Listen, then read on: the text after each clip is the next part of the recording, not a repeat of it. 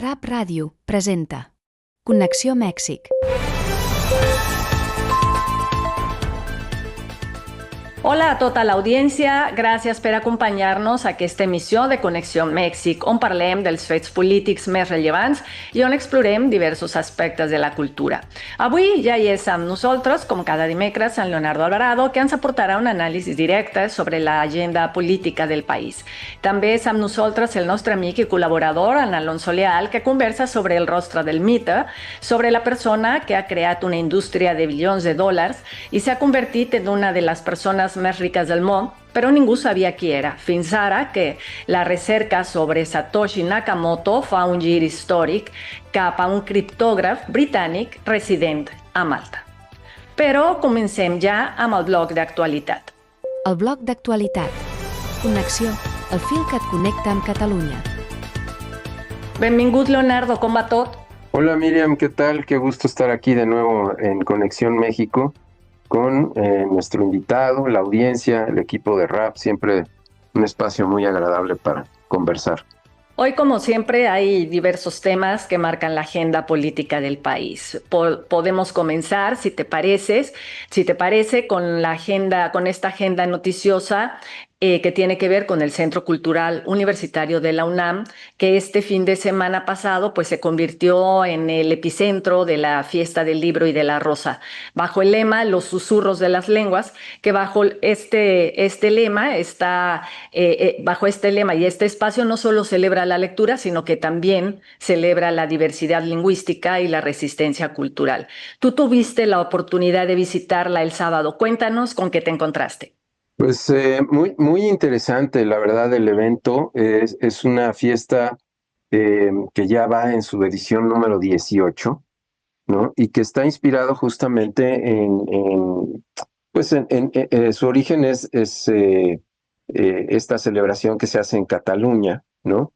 De Sant Jordi, ¿no? Es una invención de la Coordinación de Difusión Cultural de la UNAM que apareció en el 2009 y ahora se ha vuelto uno de los eventos preferidos de la comunidad universitaria. Y realmente me dejó muy impresionado porque son como 11,000 metros cuadrados de exposición, ¿no? Tienes más de 130 editoriales presentes de muchos países, desde luego de España, de México, grandes sellos, también editoriales independientes. Algunas de las que vimos en la FIL el año pasado estaban aquí. Desde luego los sellos importantes de México, como el Fondo de Cultura y otros organismos nacionales, los fondos de las universidades privadas, universidades mexicanas, también, como decía, de algunos entidades gubernamentales. Está, por ejemplo, muy interesante la biblioteca de la Secretaría de Relaciones Exteriores, que yo honestamente no conocía, que tiene ediciones muy interesantes. Tiene un libro muy apetitoso sobre el exilio español, que debe tener referencias diplomáticas súper interesantes. También está el CIDE, por ejemplo, el Centro de Investigación y Docencia Económica, que tiene varios libros muy interesantes de temas importantes, como por ejemplo el Tratado de Libre Comercio, que ya tocaremos al final del programa, porque es un tema álgido sin duda, sigue presente en el radar mexicano. Y además con una enorme cantidad de eventos, conciertos, presentaciones de libro. Hubo una presentación de un libro nuevo de Elena Poniatowska sobre Rosario Castellanos. Me encontré ahí la edición justamente de la UNAM, de un libro de Gonzalo Celorio, ¿no? Justamente que habla de Hernán Lara Zavala. Y es un libro muy conmovedor porque es de un escritor a otro, hablando de su amistad por 50 años. Y aquí quiero convocar a nuestro amigo Alfredo para que pronto venga y nos hable de este tema, porque está muy interesante, francamente, todo lo que esto significa ya hablaremos del Premio Cervantes. Y también, como bien lo decías, es un espacio que se está convirtiendo en un espacio de resistencia. Ahí en la inauguración del del evento, hubo posturas muy fuertes, sobre todo con el tema de las madres buscadoras, ¿no? Hubo ahí varios ponentes muy interesantes. No voy a entrar a profundidad, pero muy oportuno porque justamente estaba en México el relator de las Naciones Unidas sobre el tema, que se estaba reuniendo con la presidenta Sheinbaum y que se había reunido durante la semana con una serie de colectivos y con, ¿cómo se llama?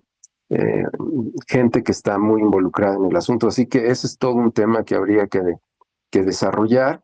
Y luego, interesantemente, me topé con la presencia del representante del gobierno de Cataluña en México, Aran Mayola, y con quien tuve una breve charla. eh, Reconoce perfectamente a Rap, te mandó muchos saludos, ¿no? Y nos invitó a que lo fuéramos a visitar a sus oficinas ahí en la colonia Anzures, y también me convocó a un concierto que había ahí sobre Pau Casals, que son los 150 años de su nacimiento y que es una persona, una figura emblemática y muy presente en estos tiempos, ¿no? Entonces, interesante el breve encuentro que tuve con él. Yo creo que ahí hay muchos temas de qué platicar, ¿no? Sería interesante incluso quizá plantear un programa con él más que solamente la visita, porque evidentemente ahora la agenda México-Cataluña se ha enriquecido barbaridades. Evidentemente los registros históricos nos dicen que esa agenda ha sido muy rica desde hace muchos años, ¿no? Intercambio cultural, en intercambio incluso científico, pero hay otros temas, ¿no? Que tienen que ver con cuestiones de cooperación en cultura, en economía, en ciencia, ahora que vamos a tener una supercomputadora similar a la que se tiene en el Supercomputer Center de Barcelona. Yo creo que debe haber muchos proyectos muy interesantes que platicar ahí con él. Así que, pues sí, fue la verdad una experiencia muy grata. Y otra cosa que me llama mucho la atención es que si te pones a ver, la FIL fue a principios de diciembre, ¿no? Más o menos en Guadalajara, Fue en en, en, octubre. fue en octubre. Luego vino otra feria aquí en la Ciudad de México, en el Zócalo. Luego vino la feria del Palacio de Minería.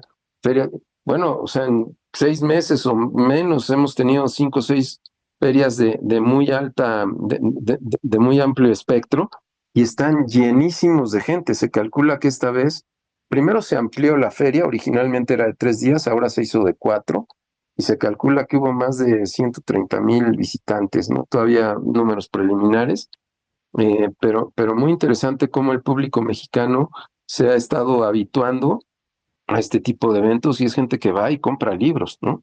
Había más, dicen los datos, que había más de 250,000 ejemplares disponibles en la feria. O sea, es un esfuerzo enorme y con una gran respuesta, no solo de la comunidad universitaria, sino del público en general. Veías gente de todas las denominaciones sociales, edades, niños, etcétera. Hubo muchos conciertos. En fin, un evento muy enriquecedor en muchos sentidos, ¿no? Pues sí, una enhorabuena a la UNAM por continuar fomentando esta feria del libro. Y claro que sí, será un gusto poder encontrarnos con el delegado de Cataluña en México, visitarlo y también invitarlo a hacer uno de nuestros programas. Pero ¿qué te parece si ahora nos movemos de la UNAM al plano internacional para hablar precisamente, bueno, de un premio de literatura, del Premio Cervantes, de este galardón que reconoce la excelencia en las letras hispanas y que este año además se le otorgó al escritor, al ensayista, crítico y narrador mexicano Gonzalo Celorio? ¿Cuál es el significado de un premio como este para un escritor mexicano? Mira, obviamente este es un tema muy amplio seguramente Alfredo nos podrá ilustrar mucho más de la trayectoria de este eh, extraordinario escritor mexicano, pero obviamente en el contexto político, como ya lo habíamos mencionado previamente, pues tiene varias aristas, ¿no? Y si tú revisas el discurso que da el rey, ¿no? Antes de entregar el premio, y el discurso de aceptación de Gonzalo Celorio, que curiosamente tiene estos tintes que habíamos visto incluso en otros, de otros escritores mexicanos que lo han recibido, ¿no? Entre ellos Elena Poniatowska, Octavio Paz, eh, en donde este discurso sirve para ir calentando aún más las relaciones entre ambos países. Y aunque tiene un corte eminentemente literario, deja muy abierta la puerta para una acción diplomática y desde luego de gobierno, y reconoce una realidad geopolítica muy distinta a la que ha habido de años atrás, ¿no? Entonces, y evidentemente Gonzalo Celorio lo dice abiertamente, que son eh, países que no pueden estar separados, ¿no? Y cierra su discurso diciendo que la palabra que más le gusta del idioma español es la palabra palabra, ¿no? Con eso nos invita al diálogo, evidentemente, y que no puede haber una ruptura entre dos culturas que están tan íntimamente relacionadas y que bueno, habrá que limar algunas cosas que hay por ahí y entender pero pues somos parte de la historia, somos parte de la historia de España y España es parte de nuestra historia desde cualquier punto de vista y que este mecanismo que además se crea justamente al final o más bien a la muerte, prácticamente a la muerte de Franco, es un mecanismo que ha tenido francamente logros diplomáticos sobresalientes porque ha permitido esta vinculación entre ambos países que ha llevado a la formación de cosas muy interesantes en el ámbito cultural y que ha permitido, incluso cuando no había relaciones entre México y España, eh, eh, seguir estableciendo convenios ¿cómo se llama? De cooperación entre ambos países. Así que, pues es un premio, eh, digámoslo, más vigente que nunca, ¿no? Y que, bueno, ya Alfredo nos contará todas las implicaciones desde el punto de vista literario que esto tiene, porque pues, es el séptimo escritor mexicano que lo recibe, eh, y cómo esto deja claro que pues lo único que viene para adelante es hacer esta relación todavía más rica y más productiva en todos los sentidos, porque evidentemente estas cuestiones que parecen como muy académicas o quizá muy ubicadas en un nicho que es lo intelectual, lo cultural, en realidad tienen implicaciones sociales muy grandes, ¿no? Muy grandes, porque la lectura es algo que en buena medida no tiene una limitación, digamos, social, ¿no? Al contrario, es una actividad que fomenta muchísimo la construcción de tejidos sociales, ¿no? Y bueno, ahora entrando en temas de política y de estrategia también, los recientes ajustes en el gabinete y en las filas de Morena marcan una nueva ruta en la administración pública. Estos cambios, al parecer, de piezas clave, pues lo que buscan es reforzar áreas críticas del partido en un momento político también importante y determinante. ¿Cuál es tu análisis sobre estos cambios? Pues mira, ahora sí que tomando el dicho de la presidenta que dice que no llegué yo, llegamos todas, pues en serio que llegaron todas, ¿no? Porque mujeres muy poderosas que van a hacerse cargo ¿cómo se llama? De actividades o de encargos del orden público, tanto en el partido como en el gabinete, muy importantes. La presidenta Sheinbaum está evidenciando que es una muy buena estratega, ¿no? Que tiene muy bien pensado lo que quiere y que tiene muy bien pensado hacia dónde va, y que además está aprovechando una coyuntura muy importante porque después de esta crisis que sufrió en el proceso de la aprobación de su plan A y su plan B, que pues prácticamente es lo que le cuesta el puesto a Luisa María Alcalde, muy inteligentemente la recupera y se la lleva a la Consejería Jurídica, sabiendo que es una abogada de una gran formación técnica y que no es que la necesitara porque la otra concejal o la otra consejera no fuera eh, capaz o no fuera tan eficaz como que es Estela Damián, sino que Estela Damián busca, la presidenta es muy modesta en sus afirmaciones y lo que comparte y dice que Estela le dijo que estaría buscando, que todavía no lo tiene claro, pero que le gustaría competir por la gobernatura de Guerrero. Y Guerrero es un estado clave para México, desde cualquier punto de vista económico, social, etcétera. Guerrero, bueno, en general todo el país, pero la costa del Pacífico es fundamental en el desarrollo del país. Y Guerrero es un estado que ha tenido demasiados problemas sociales, está sumido por la violencia del crimen organizado y realmente pues los gobernadores previos, incluyendo al actual, pues como que no han dado la nota como para sacar ese estado adelante y esta mujer parece ser una mujer muy comprometida con la causa, muy bien preparada, también abogada y que pues, está dispuesta a dar la lucha por una candidatura. Y ahí es donde la presidenta dice, pues es el momento preciso para rescatar a Luisa María Alcalde y ponerla al frente de un tema que es delicado, porque en esa oficina se dirimen asuntos de muy alto perfil para la presidencia de la República, ¿no? Tanto en el aspecto nacional como en el aspecto internacional. Cada vez que llegan estos reclamos de las relatorías, por ejemplo, de la Naciones Unidas, pues se tienen que ver ahí. No se diga los otros temas que tiene que manejar la Secretaría de Gobernación y que requiere del apoyo de la Consejería, ¿no? Entonces es un cargo muy importante. Y bueno, tiene otros personajes, como en el caso particular de Citlali Hernández, que deja la Secretaría de las Mujeres y se va a la Comisión Nacional de Elecciones de Morena. Ese es un súper refuerzo que va al partido para enfrentar de lleno la formación de nuevas alianzas en vías de el enorme compromiso que se tiene en el 2027 con varias gobernaturas y puestos en todos los niveles de gobierno, ¿no?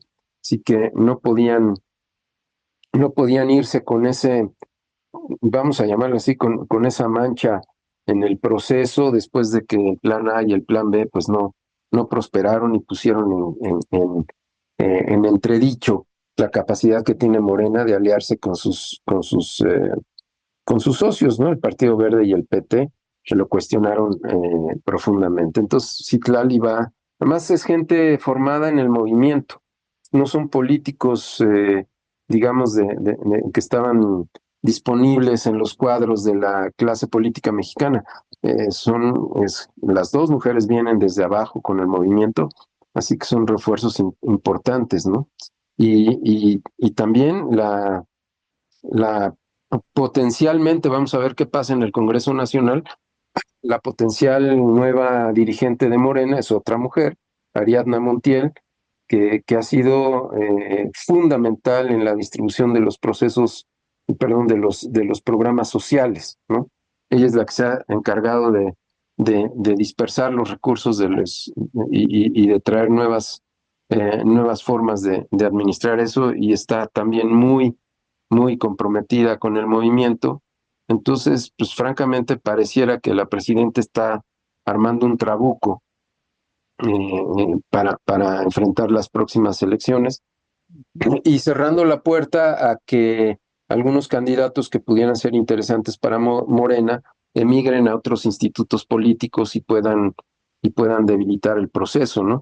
Un caso particular será el de San Luis Potosí, vamos a ver qué pasa ahí, porque es, digamos, territorio del Partido Verde y el Partido Verde pues no se ha pegado, digámoslo así, a las candidaturas o a los procesos que Morena propone en las candidaturas. Principalmente la crítica que se hace ahí es el tema del nepotismo, porque el actual gobernador quiere proponer como candidata a su esposa, algo que en estricto sentido no debería de suceder.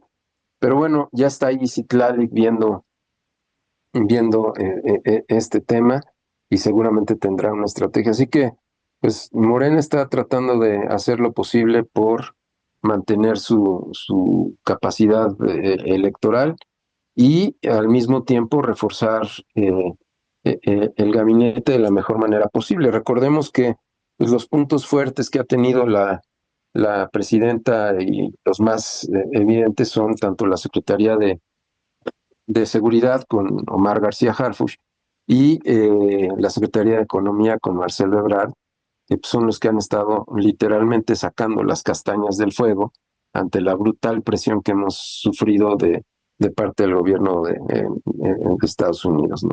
Así que bueno, veamos cómo vienen cómo evolucionan estos cambios, pero muy inteligente la presidenta Sheinbaum. Hablemos ahora del norte del país, del caso Chihuahua, un tema de altísima complejidad que mezcla la seguridad nacional, el marco legal mexicano y una crisis política reciente. ¿Cuáles son las novedades sobre este asunto? Pues mira, hay varios temas ahí que abordar y es que el historial de la gobernadora no es necesariamente uno muy positivo en muchos sentidos. Hay muchas cosas que no se han probado, pero se le acusan de prácticas, eh, pues no necesariamente muy honestas en el pasado reciente. Y para acabarla de amolar, cuando están tratando ella y su fiscal de construir una historia razonable para presentarle al público, a la presidenta y al Congreso sobre de dónde habían salido estos agentes, aparece el LA Times con un reportaje donde dicen, hombre, si estos ya habían participado en quién sabe cuántas otras operaciones antes, ¿no? Lo cual deja en claro que si no hubiera habido este accidente, nunca nos hubiéramos enterado de que agentes norteamericanos estaban operando en territorio mexicano de manera tan activa, porque la oposición evidentemente sacó a relucir que la captura de este capo que se hizo hace recientemente, eh, eh, el Mencho, no había sido posible sin la cooperación norteamericana, pero es muy distinto cuando te están ayudando desde el punto de vista de inteligencia a cuando tienes agentes en campo, ¿no? Así que eso no aplica y además está contemplado en los tratados que México tiene con Estados Unidos y los convenios de cooperación. Así que por ahí no va la cosa. Pero por ejemplo, eh, eh, ahora sale a la luz, digo, ya estaba, ¿no? Que semanas atrás la gobernadora inauguró la Torre Centinela en en Ciudad Juárez, Chihuahua, es equivalente a lo que nosotros tenemos en la Ciudad de México como el C4 o el C5, ¿no? Un centro de monitoreo con una enorme cantidad de cámaras de vigilancia, pero en donde hay, hasta donde sabemos hoy, ahí en ese edificio de 20 pisos hay oficinas de la DEA, hay oficinas de la CIA y hay oficinas del FBI, ¿no? Lo cual nos dice que pues no necesariamente está siendo lo más ortodoxa posible con los acuerdos que tiene México de cooperación con los Estados Unidos, porque como lo dijo la presidenta Sheinbaum, si hay alguna razón para cooperar con gobiernos extranjeros se puede hacer siempre y cuando esto pase a través de la Secretaría de Relaciones Exteriores. No es algo que el gobernador de manera autónoma, la Constitución lo prohíbe y quien limita esas cosas también tiene que ver con el Senado. Habría que ir al Senado a presentar el asunto y ver si esto prospera o no prospera, ¿no? Entonces, sí, esto le puede fincar una responsabilidad muy grave a la gobernadora, eh, porque pues literalmente está violando la Constitución y no necesariamente, aunque no sabemos, ¿no? ¿Qué va a arrojar la investigación que está haciendo eh, Omar García Harfuch al respecto? Pero esto podría obligar al Senado a llevarla a un juicio político y promover su destitución. Digo, no lo sabemos en este momento. Ella está invitada a comparecer al Senado, no lo ha hecho, o por lo menos hasta ahorita no lo ha hecho. Por ahí hay comunicaciones que dicen que no lo va a hacer porque ella misma construyó una unidad especial de investigación para este caso que, dicho por la presidenta Sheinbaum, pues es un poco absurdo porque no necesitas una unidad de investigación especial para algo que tú mismo hiciste, pero bueno, es un escudo jurídico que tiene y yo creo que este es simplemente ¿cómo se dice? La punta del iceberg, Miriam, porque aquí van a aparecer muchas cosas. Por ejemplo, esta torre centinela que se supuestamente, además de para el crimen del fuero común, está utilizada para monitorear migrantes, para monitorear aduanas, transportes y demás. eh, que se le ofreció de manera abierta al gobernador de Texas para controlar el acceso a la frontera de los migrantes. Y ahí empezamos a tener una serie, vamos a llamarlo así, de sospechosismos, ¿verdad?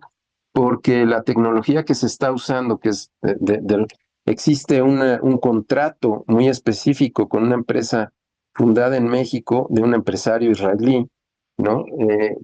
Que son especialistas en temas de seguridad y que bien podría estar vinculado con esta empresa Palantir, ¿no? Que ahora ha saltado a la fama y que lo que hacen en términos muy básicos es que de bases de datos genéricas, como puede ser el registro, el padrón de contribuyentes o el registro de votantes, etcétera, es capaz de en tiempo real unificar esos datos con muestras biométricas que se pueden obtener de estas cámaras. Por ejemplo, supimos que el fundador de Palantir pasó un buen rato en Argentina y aprovechó para ir al estadio Monumental a ver el superclásico entre Boca y River, y no precisamente porque estaba tratando de tener una experiencia antropológica, al contrario, sino porque está ahí viendo cómo estos algoritmos se pueden utilizar en esas enormes concentraciones humanas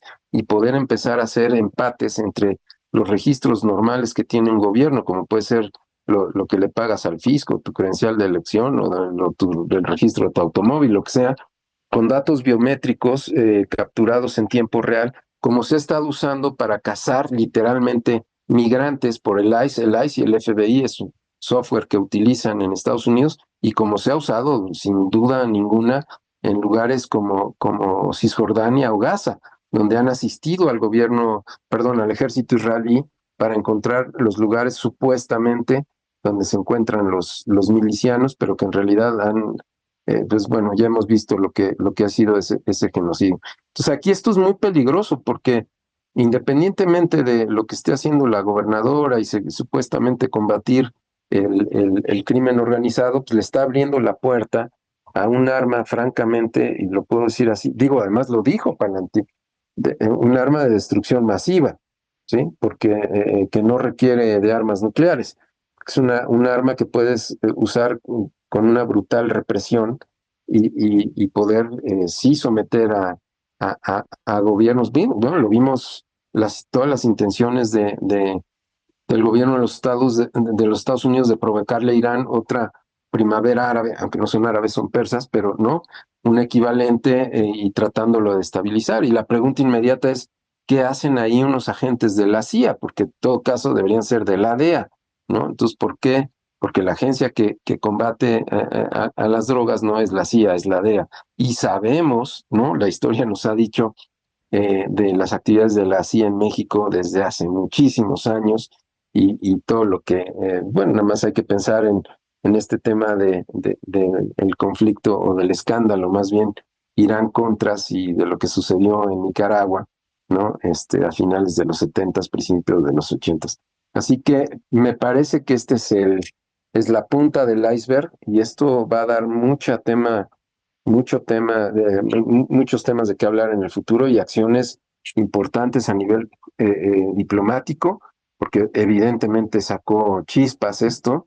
El presidente Trump luego salió a decir que México es un estado perdido y que la única forma de rescatarlo y que los únicos que lo pueden rescatar es Estados Unidos, lo cual también puede ser una declaración tomada como de un loco sin sentido, pero también puede resultar terriblemente peligrosa porque este es un pretexto perfecto para una intervención directa de los Estados Unidos en México, que además sabemos que tienen sus mañas, como lo estamos viendo ahora en la frontera entre Ecuador y Colombia, donde ya hay conflictos y que ya va a empezar, patrocinado por el gobierno de nuevo en Ecuador, movimientos que van a tratar de desestabilizar las próximas elecciones y forzar las próximas elecciones en Colombia para que el candidato progresista no llegue, como lo hicieron en Honduras, por ejemplo, ¿no?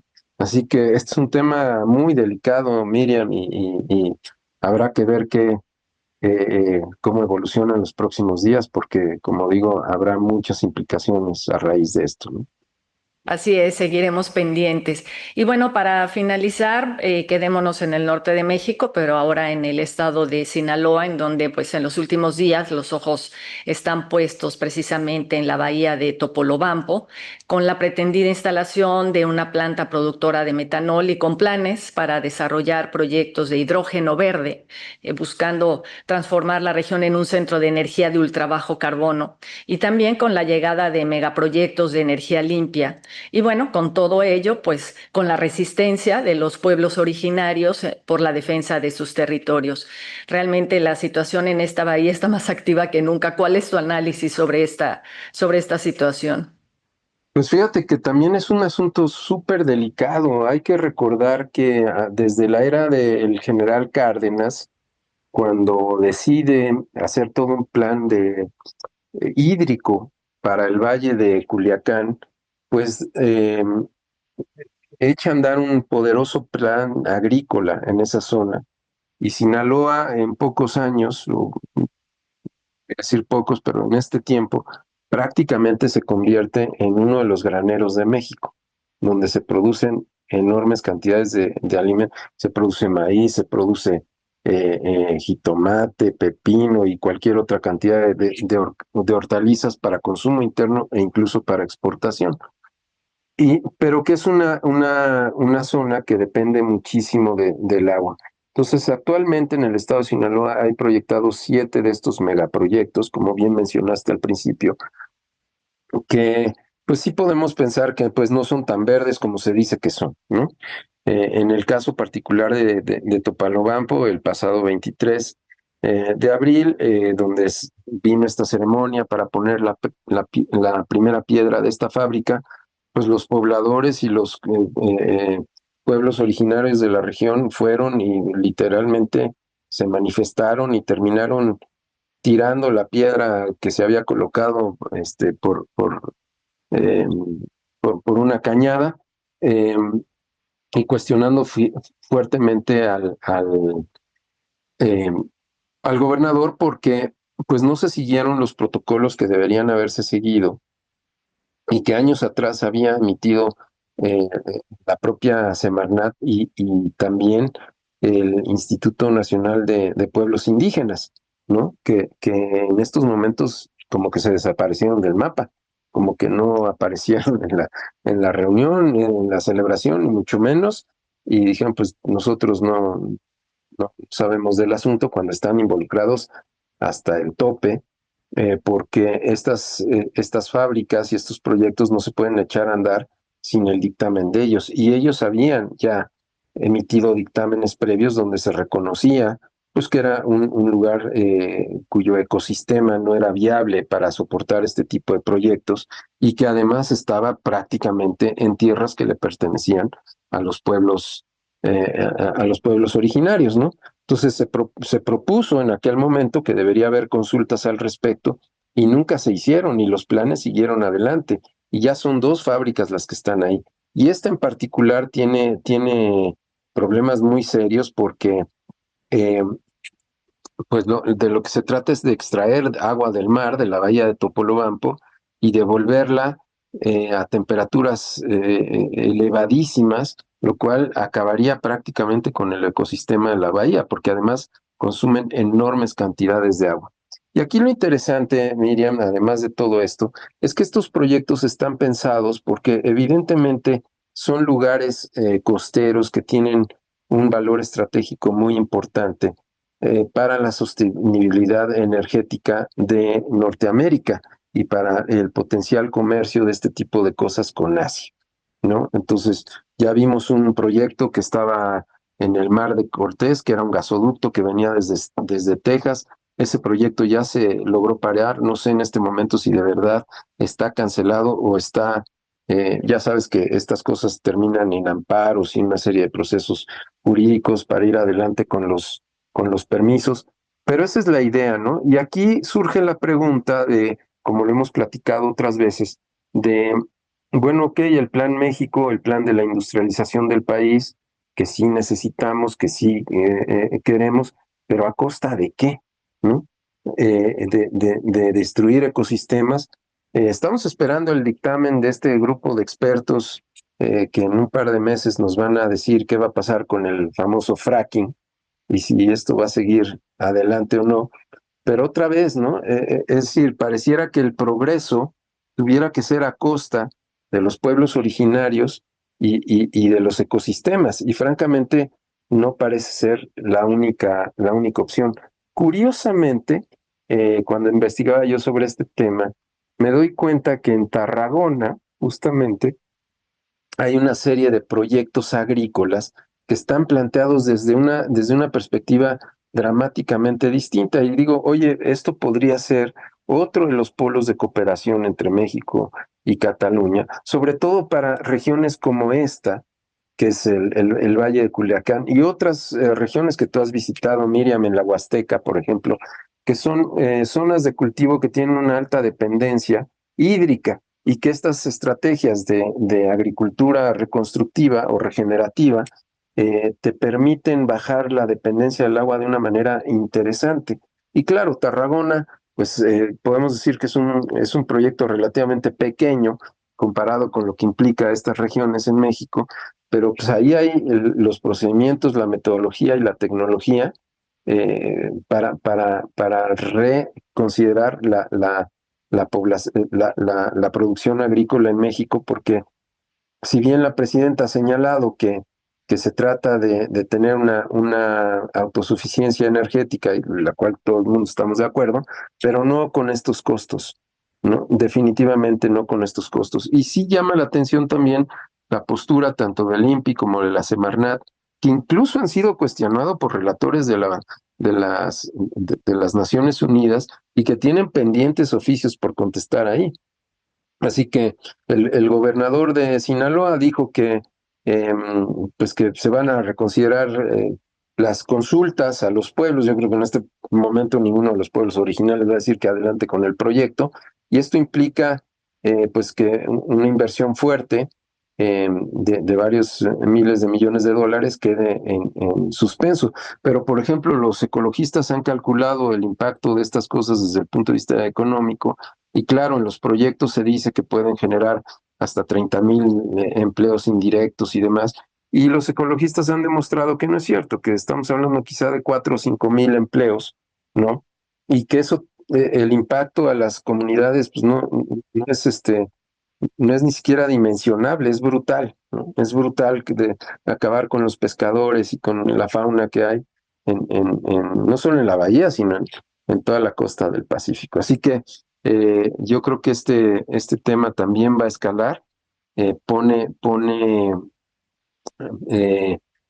sí pone un problema en la relación México-Estados Unidos. De hecho, el gobernador Johnson lo dijo en su discurso, dijo que había que invertir fuerte en México, pero que principalmente habría que combatir la corrupción y el mal uso de los recursos. Y no lo dijo nada más como un consejo de negocios, lo dice porque estas cláusulas están íntimamente relacionadas con la negociación del Tratado de Libre Comercio. Y la semana pasada estuvo aquí el representante comercial de los Estados Unidos y a pesar de que tuvo una buena reunión con la presidenta, muchos analistas dijeron que aunque progresando, pero la relación está bastante tensa, ¿no? Partiendo de que las negociaciones se acelerarán a partir de mayo y pues ya veremos qué logra negociar México y qué tanto de sus recursos en este caso tendrá que ceder para obtener lo que realmente tiene, entendiendo que el Tratado de Libre Comercio es un convenio que afecta alrededor de unos 53, 54 millones de empleos en ambos lados de la frontera. Eso es brutal, es enorme. Doncs, com sempre, Leonardo, un plaer escoltar-te. Gràcies per ajudar-nos a entendre millor el que passa a Mèxic. Fins la propera. Encantado, Miriam, gracias.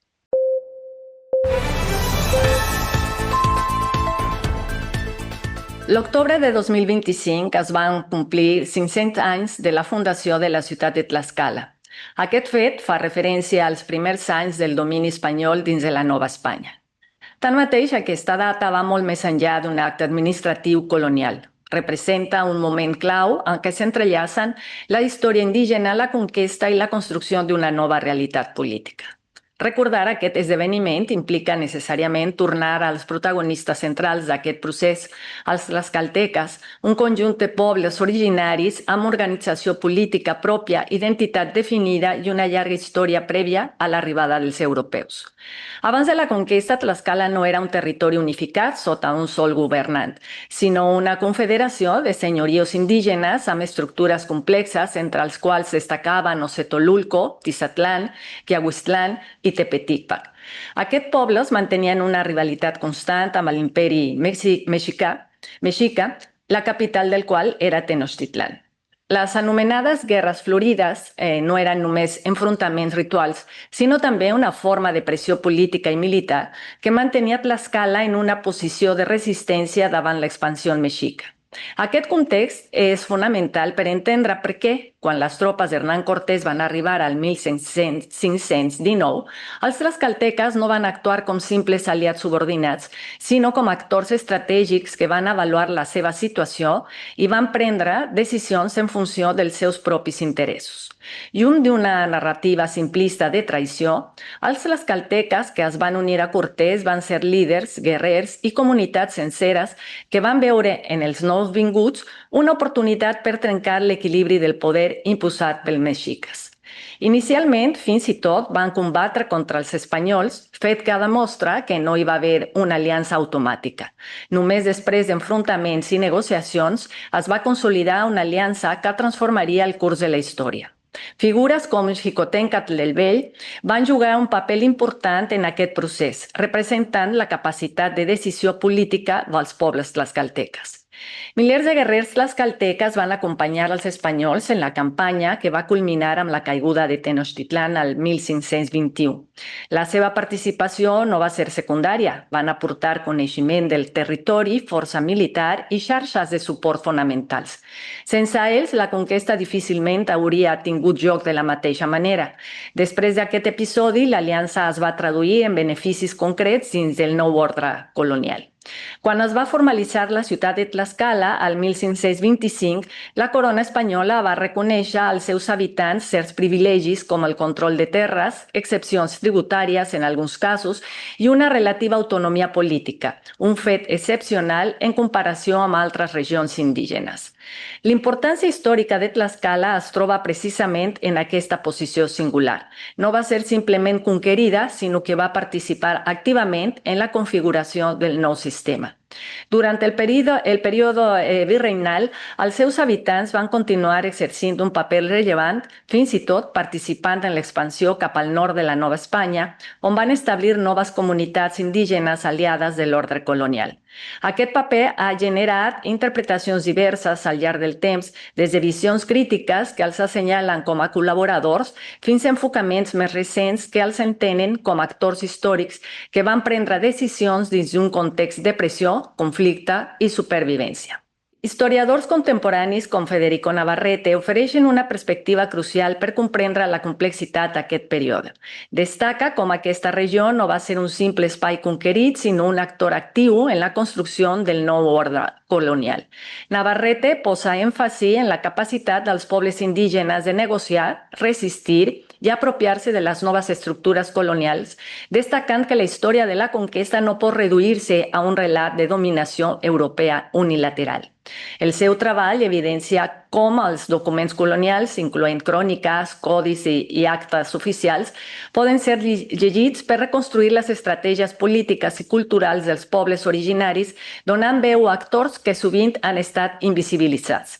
En les seves anàlisis, Navarrete posa èmfasi que aquesta dinàmica evidencia la capacitat dels pobles originaris per adaptar-se, resistir i redefinir la seva posició dins de la Nova Espanya, il·lustrant un model de convivència i transformació que no es limita a una visió de dominació unilateral. En l'actualitat, els 500 anys de Tlaxcala no només representen una commemoració, sinó una oportunitat per reflexionar sobre la construcció històrica de Mèxic. La data convida a qüestionar les narratives tradicionals que simplifiquen la conquesta en termes de vencedors i vençuts, ja reconeix el paper actiu dels pobles indígenes no només com a subjectes dominants, sinó com a protagonistes que van negociar, resistir i redefinir el seu lloc en el món colonial. També obliga a repensar la manera com s'expliquen els orígens de les ciutats, ja que celebrar una fundació del 1525 pot invisibilitzar la profunditat i existència de les cultures que habitaven el que ja es coneix actualment com a Mèxic molts anys abans de l'arribada dels espanyols. Així, Tlaxcala es converteix en un cas emblemàtic per entendre la complexitat del passat mexica. Els tlaxcalteques que es van unir a Cortés no van ser figures passives ni instruments de la conquesta, sinó comunitats amb interessos i estratègies pròpies. Reconèixer-los en tota la seva dimensió permet no només comprendre millor la història, sinó també atorgar un significat més profund a aquests 500 anys, no com l'inici absolut, sinó com un punt de transformació dins una història molt més llarga que continua influint i convivint en la identitat de Mèxic fins avui. L'entrevista. Connexió. El fil que et connecta amb Catalunya. Anem ja amb el nostre amic, en Alonso Leal, per conversar, tal com us dèiem al començament del programa, sobre el misteri de la identitat del creador de Bitcoin. Estem davant la fi del misteri més gran de l'era digital?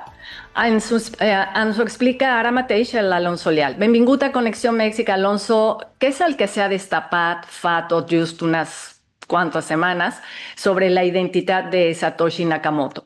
Gracias, Miriam. Antes que otra cosa, gracias por invitarme, por darme la bienvenida. Bueno, para el 9 de abril de este año, el periodista John Carreyrou publicó un artículo en el New York Times que se llama Mi búsqueda para resolver el gran misterio del Bitcoin. Entonces, resulta que el creador del Bitcoin se ha escondido durante 17 años más o menos tras el seudónimo de Satoshi Nakamoto. Y durante estos 17 años se han hecho una serie de búsquedas para tratar de localizar quién es el verdadero Satoshi Nakamoto.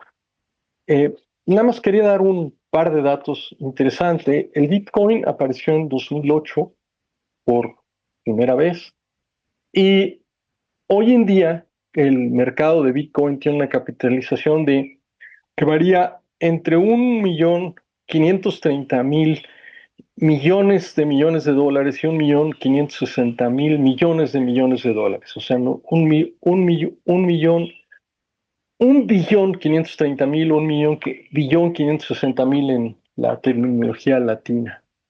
Hoy en día un Bitcoin, porque varía, vale de 76.000 a 78.000 dólares aproximadamente, y cada día se comercian entre 25.000 y 38.000 millones de dólares. Entonces, lo que hace 17 años no existía, hoy es un mercado ya no solo billonario, ¿no?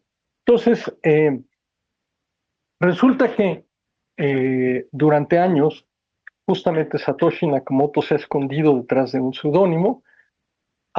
Es el inventor porque él es el que publicó la fórmula, el algoritmo para producir bitcoins, para generar lo que se llaman acuñar monedas. Y resulta que durante estos 17 años se han buscado se han atribuido una serie de autores. Si uno busca en la página de Wikipedia aparecen cerca de 20 autores, ¿no? Entonces, hace relativamente poco hubo un impostor australiano que fue demandado porque se atribuyó la personalidad de Satoshi Nakamoto y ahí apareció el mismo Satoshi, envió una serie de información y resultó que el australiano no era el correcto. Entonces, la curiosidad es decir, no solo es una cuestión de curiosidad. Satoshi Nakamoto ha producido un dinero digital que funciona, ha producido dinero digital que realmente funciona y sirve, ha producido un nuevo mercado. Y la parte interesante es que, según las leyendas, porque hay una serie de leyendas asociadas al Bitcoin, Satoshi Nakamoto, que es el inventor y que fue el que generó el primero Bitcoin de la historia, ¿no? Durante los primeros años de existencia del Bitcoin, amasó, colectó cerca de 1.1 millones de monedas, de criptomonedas en su cartera. Lo cual quiere decir que este personaje, que digamos no se sabe bien a bien quién es, podría tener algo así como 78 mil millones de dólares en su cartera, ¿no?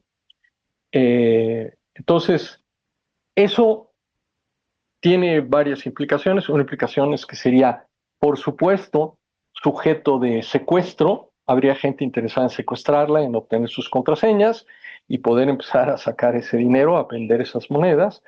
La otra es que el Bitcoin funciona a través de una comunidad, a través de básicamente una red de nodos de computadora donde se procesan los Bitcoins y donde se autentican.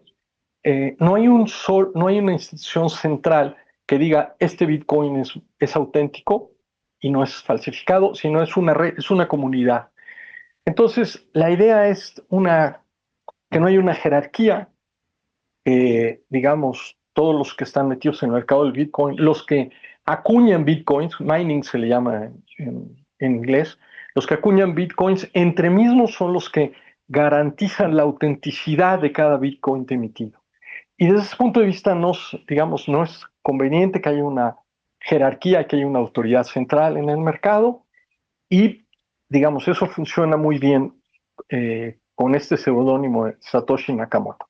El caso es que este reportero del New York Times, John Carreyrou, resulta que en otoño de 24 vio un documental respecto a un documental ¿cómo se llama? En HBO, donde en teoría trataban de desentrañar el misterio de quién es Satoshi, y ahí hubo una pequeña entrevista a un científico británico que se llama Adam Back, y él le pareció, dice que después de tantos años de ser reportero, lee muy bien el lenguaje verbal de la gente cuando está diciendo mentiras, y entonces a él le pareció que Back no estaba diciendo la verdad.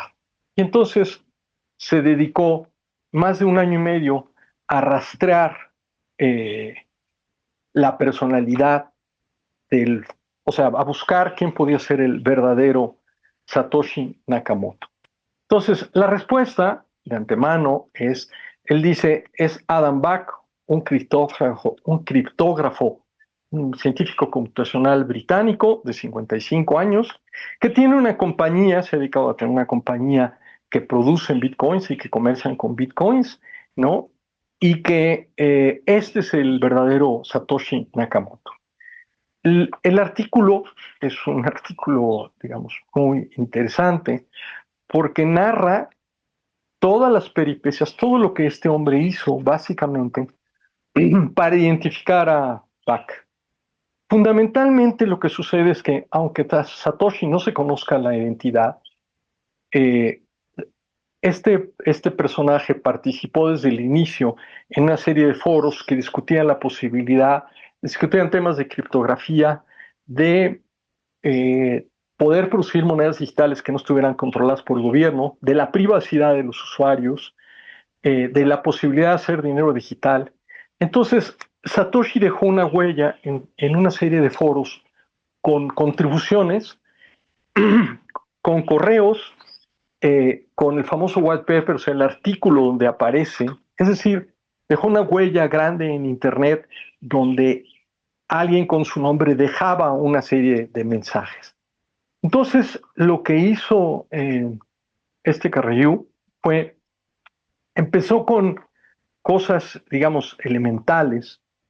Él empezó a revisar la información que produjo Satoshi Nakamoto, ¿no? Los correos electrónicos, bueno, los posts básicamente, y se dio cuenta de algo curioso. Lo que se dio cuenta, para empezar, es que tenía un lenguaje a la hora de expresarse muy peculiar, o sea que le llamaba la atención, y entonces empezó a hacer listas de palabras y dijo, no, por la forma en la que, bueno, empezó a revisar los mensajes de Satoshi, también se le ocurrió traer a revisar los correos de este proceso que mencioné, en el cual fue demandado el australiano, que era un impostor, y lo primero que le brincaron una serie de palabras y frases que le llamaron la atención, y que de entrada decían, qué curioso, para empezar algunas parecen, ¿cómo se llama?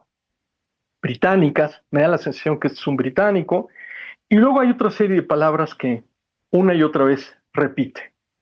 Entonces, de esta lista de palabras, lo que empezó a hacer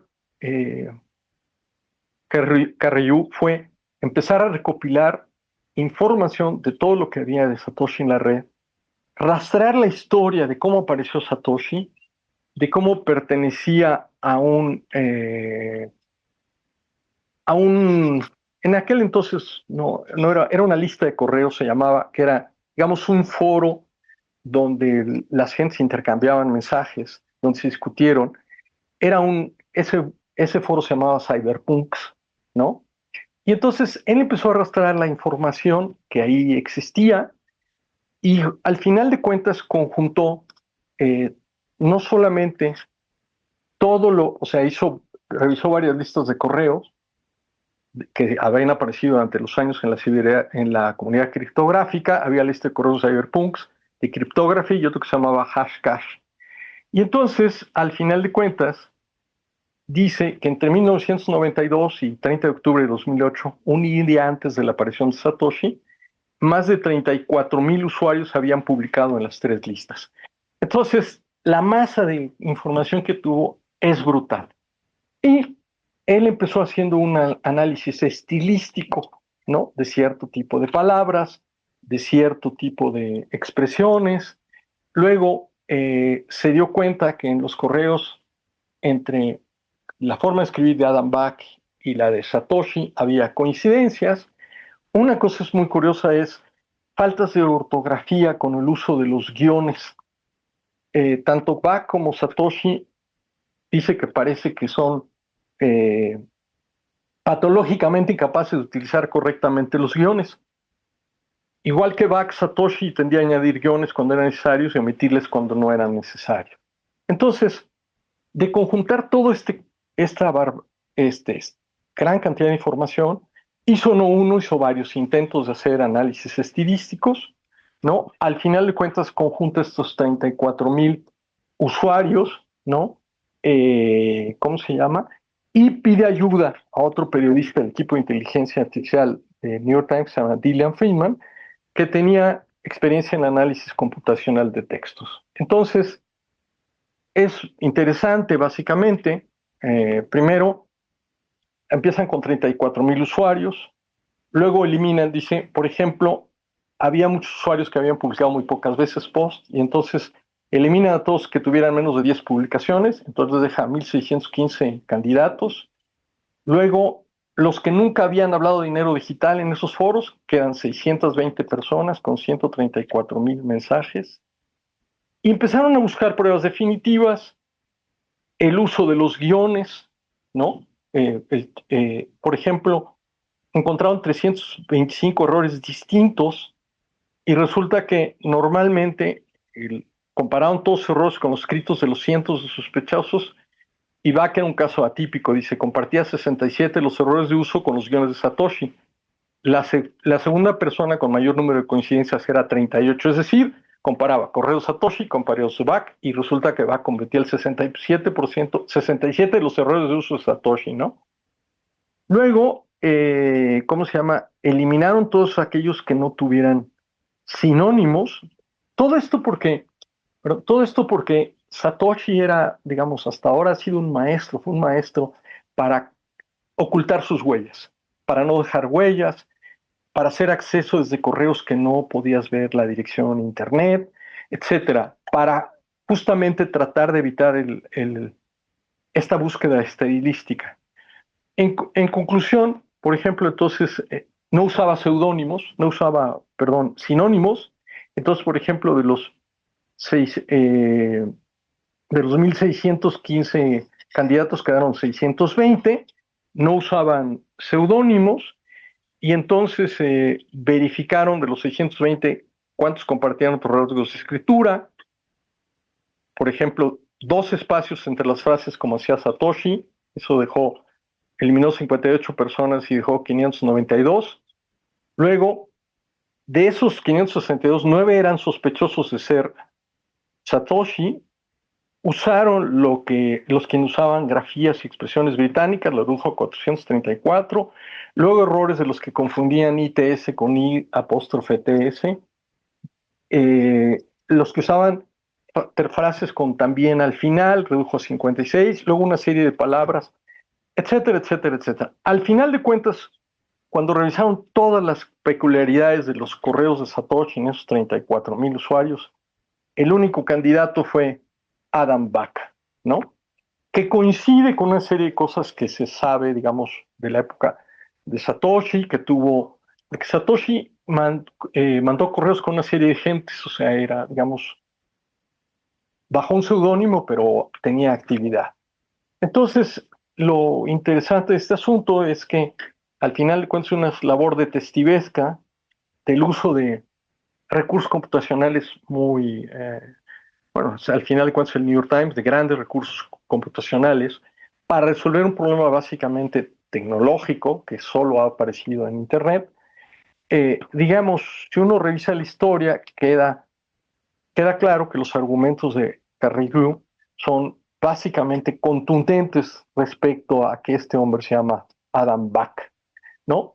Por cierto, lo entrevista varias veces, en el curso de la investigación lo entrevista varias veces, no lo enfrenta directamente hasta que al final, cuando él ya tiene la convicción, lo encuentra en una... Porque este Adam Back asiste a muchos foros de cibermonedas, de Bitcoin, es un ponente conocido. Entonces, Carrillo lo entrevistó varias veces y le fue, digamos, sacando la sopa, le fue preguntando cosas para ir comprobando si sí o si no.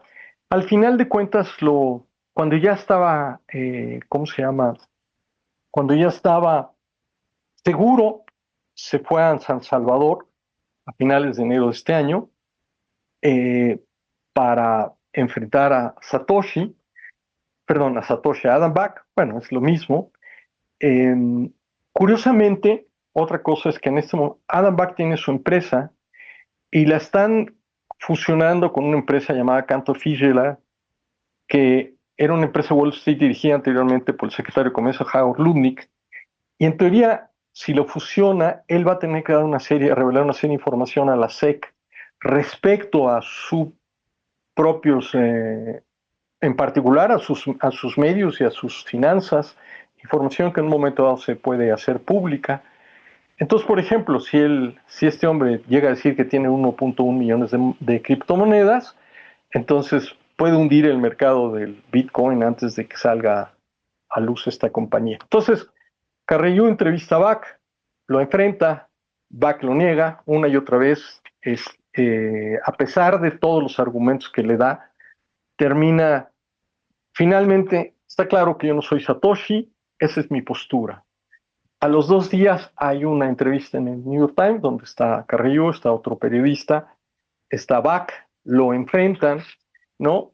Y la postura de Back es no lo soy, no lo soy, no lo soy. No, ya no argumenta.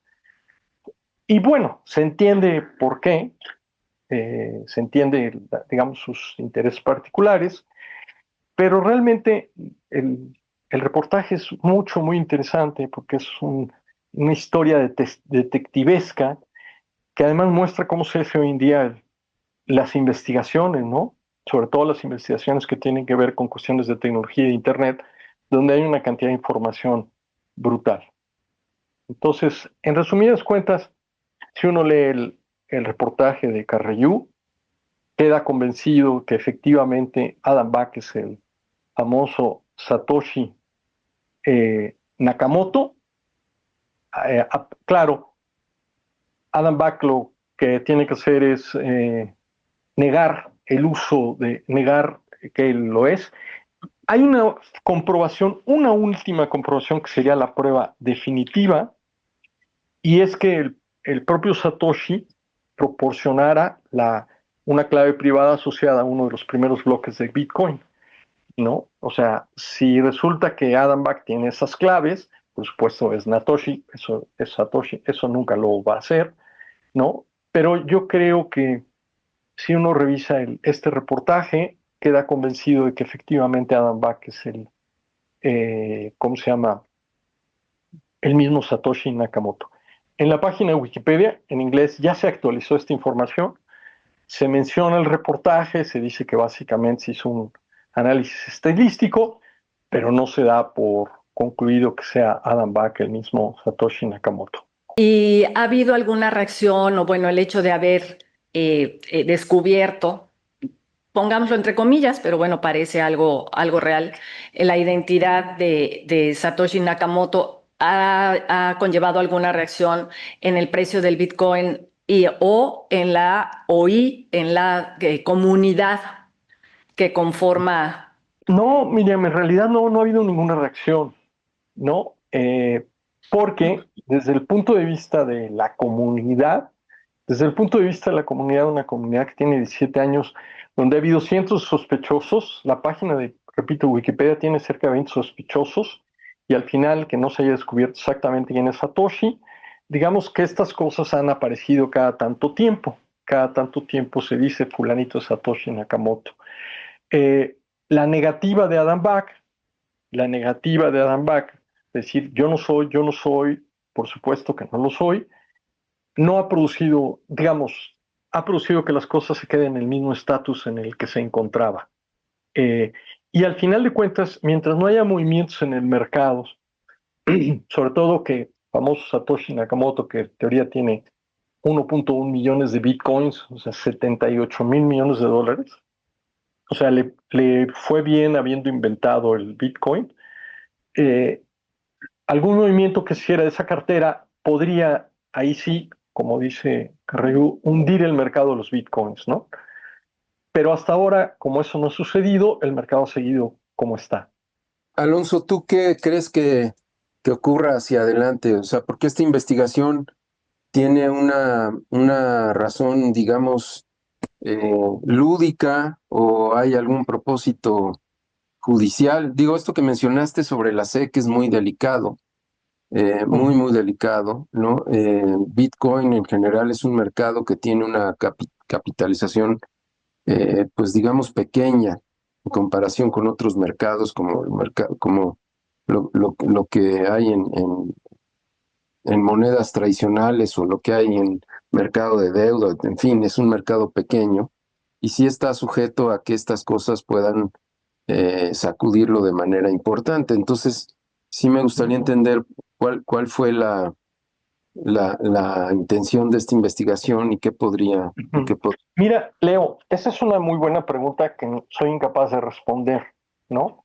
La forma en la que está escrita escrito este reportaje, es, digamos, el reto que plantea para este reportero del New York Times lograr descubrir un personaje que desde hace 17 años no aparece. Hace poco también salió en el New York Times un reportaje respecto a la identidad de Bansky, el pintor que es el grafitero muy famoso que también que vende muy bien. Entonces, en el reportaje el reportero no deja ver ninguna intención adicional al reto de haberse dedicado a buscar, ¿no?, quién es este personaje que nadie más ha podido descubrir. Efectivamente, como tú dices, el tema de la SEC es un tema muy serio. Eso lo menciona. También en algún momento dado en la entrevista posterior, Carreyrou menciona y dice, es claro, si Adam Back acepta que él es Satoshi Nakamoto, pues entonces acepta que tiene 78 mil millones de dólares ahí guardado, y entonces eso tendría una serie de efectos, ¿no? En primer lugar, para que lo dejen no ser director ejecutivo de una compañía que comercia con bitcoins, por ejemplo.